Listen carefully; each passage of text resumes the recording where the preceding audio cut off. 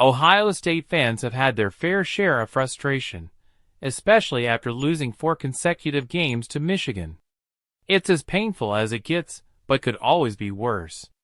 At least, they don't have to deal with Lincoln Riley in Southern California.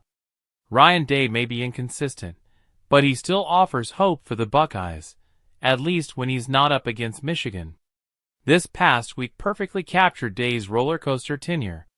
On Saturday, Day appeared lost after a humiliating home loss to Michigan and a post-game scuffle involving his players. The Buckeyes looked far from the elite team fans expected. But by Wednesday, Day had transformed, securing a top-5 national recruiting class for the 6th straight year, highlighted by 5-star quarterback Tavion St. Clair. Ohio State continues to attract top-tier talent, with Day securing a roster that's always among the nation's best. The Buckeyes are expected to win nearly every game, but they seem to find new ways to fall short in the most significant moments. Despite this, Ohio State's playoff hopes aren't completely dashed.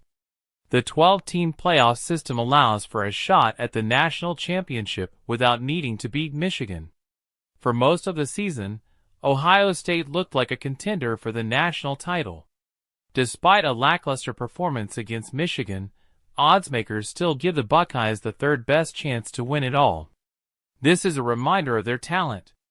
2 years ago, Ohio State came within a field goal of reaching the national championship, only to lose to Georgia on the final play. They've been close before, and with this roster, they can make another run, if Day can figure out how to get past Michigan.